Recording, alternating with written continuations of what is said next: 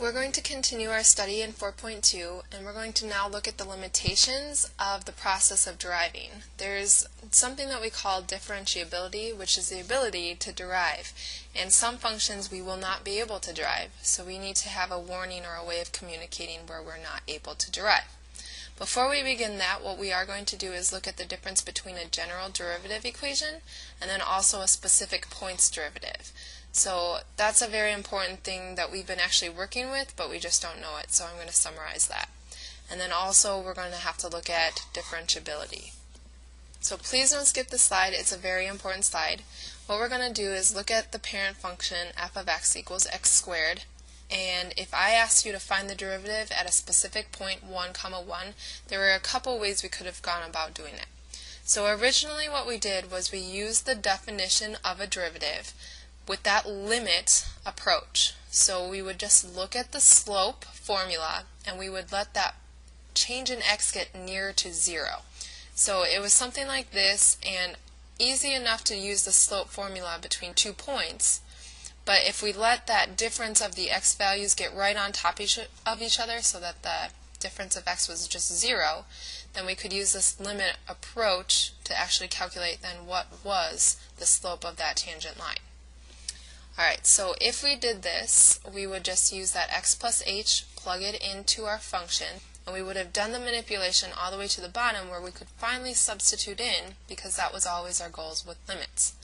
So we would have gotten f prime of x, or the derivative of this function, was equal to 2x. Versus, I know Molly did this in class, if we actually wanted a specific x value point, we could plug in 1. And then still use the definition of a derivative with that limit approach. So you can see here that we just subbed 1's in for our x values, and we arrived down at here that the derivative of this function f, using this notation, at this specific x value of 1 was actually 2. So what I want you to see here is here's our function. If we would have had picked out the point 1, 1 on our x squared function and drawn a derivative, it would have looked something like this. And so visually we can see that, yeah, that looks like it's a rise of 2, run 1. And our calculations in fact do verify that. This one right here, I want you to notice, was not necessarily 2, and it's because we did not plug in the x value 1. So this is what we call a general derivative equation. And you can see here, it opens it up to be anything, really. We could pick another point, let's say the x point 0, 0. When you plugged in that x value, 0, into our derivative function, the general equation, we would have gotten 0. And sure enough, if you plot that point 0, 0, draw your derivative, yeah, that's a derivative or a slope of 0.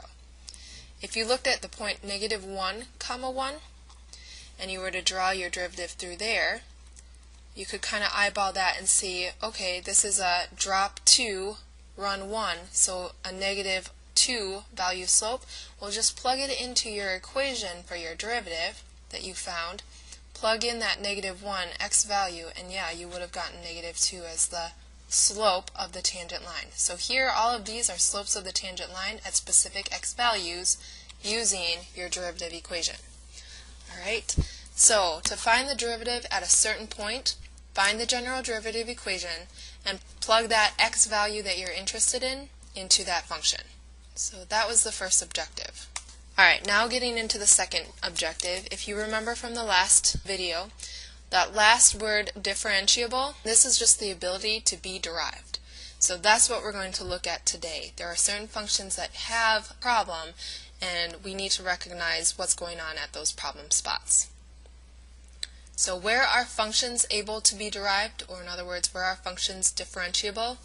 Well, this is where the limits exist. Don't forget the origins of the derivative is a limit. So if we cannot have agreeing limits, then we would always used to say, well, the limit does not exist. And if the limit does not exist, then how could our derivative exist? Okay, so it would not be differentiable. So differentiability, watch out again for rational functions and piecewise functions. Just like when we were looking at calculating limits, we had to watch out for those.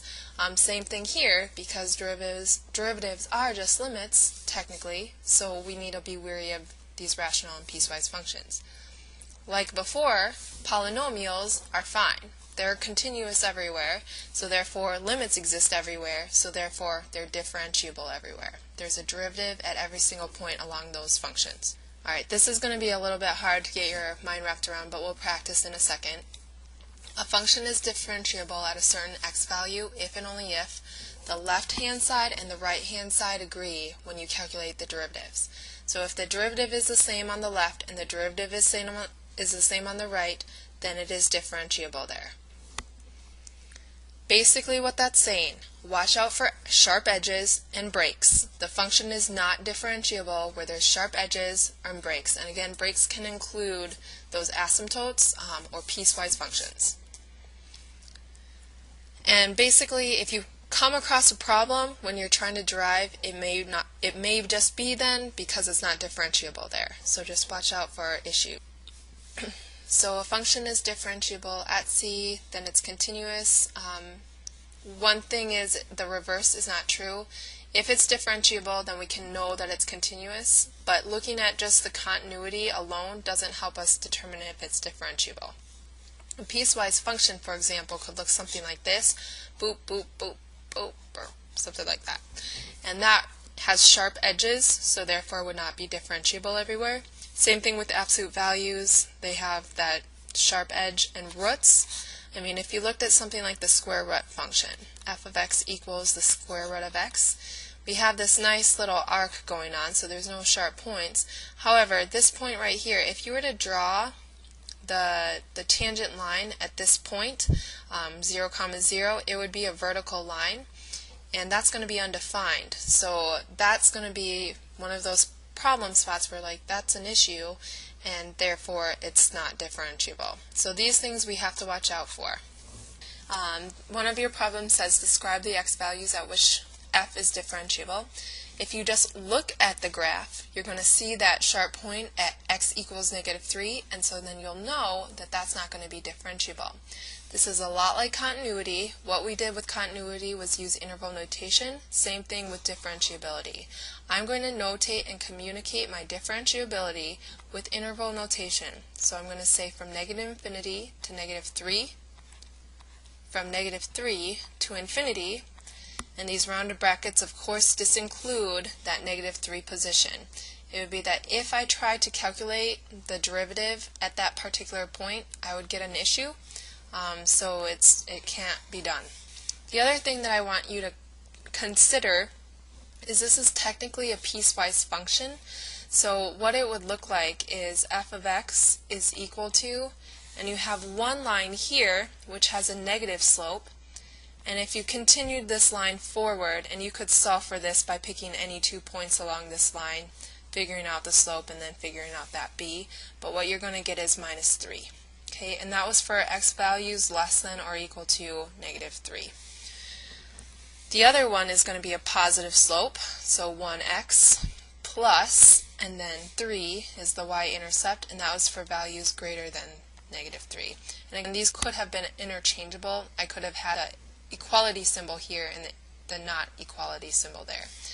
It didn't really matter. Okay, so then if you were to go ahead and find what is the derivative of this top function, well, that would have been, use the notation. I have -x minus, and then the derivative of 3. I am going to take that -1 out using the scalar multiple rule. I haven't derived anything yet, but now I'm going to, using this notation, power rule right there, and when I'm just taking the derivative of x, that becomes 1 minus 0. So the derivative on this would have been on the left side of this place that we have to be weary of, because that's where there's little potential breaks. And then so here's -1, that's going to be the derivative on the left side. And if then I did the derivative on the right side, I would have gotten 1 plus 0, so I would have had on the right the derivative of 1. These do not agree, so therefore it's not differentiable at that breaking spot, and so therefore again, I mean, this just affirms what we got up here. Here's another problem that you have. It says find the derivatives from the left and from the right at x equals 1 if they exist. Is the function differentiable at x equals 1? This is basically a yes or no answer, but what you're going to see is there's a lot of work to it.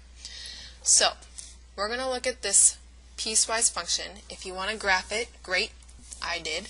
Okay, so this right here is a half of a parabola, and that was for x values greater than 1. So there's my parabola, over 1, up 1, and it's something that's been shifted, and then over 2, up 4. And then here was a cubic, and so again, normally we would have gone back 1, down 1, and then back 2, down 8, but instead we're going to use this as our starting point, so back 1, down 1. So you can see what's going on. In all honesty, if you graph it and you see that it's smooth and they're connecting up, you could probably assume that it's going to be differentiable throughout. But just in case, we're going to actually do this. So unfortunately for us, we have no rules that deals with a pattern that looks like this. We've been doing a lot with shortcuts, and there's nothing that looks like x minus 1 to the third. This is what we call a composition function. So I'm just going to do a quick flash to the next slide. I can expand these, so this is easily foiled, but I wanted to show you just a quick thing from last year. Remember with the Pascal's triangle, the Pascal triangle gives us a way of expanding these binomials to higher powers, and if you use row 2, for example, because it was a power of 2, you're just going to use these as your coefficients. So here's our coefficient, coefficient, coefficient, and you put a plus between all of it. Alright, and then you just take your first term in your binomial and then do 2, 1, 0. So you can see that 2, 1, 0 with the first term. And then the second term in your binomial, you just take that and you actually grow that, so it's to the 0 to the first to the second. This one would have used the third row, and so I'm going to expand using Pascal's triangle. You can see the 1, the 3, and the 1 from Pascal's triangle. And again, we take the first term, okay, and you can see this was to the 1, so it was 3, 2, 1, and then x to the 0. And then we're going to grow the second binomial term, so negative 1 to the 0, 1, 2, 3, as you go from the individual terms. When you simplify that, you're going to get this. Okay. If you didn't know that trick of expanding using Pascal's triangle, then you would have been using FOIL all the way, which is fine, but Pascal's triangle can be nice. So now, I'm going to go ahead and derive these. So the first one, this would have been from the left. I'm going to go ahead and calculate what would the derivative have been from the left. So I'm going to use my good notation, and I'm just going to automatically separate these, because I know that I can do that from the sum and difference rule, and I'm also going to pull that 3 out from the scalar multiple rule.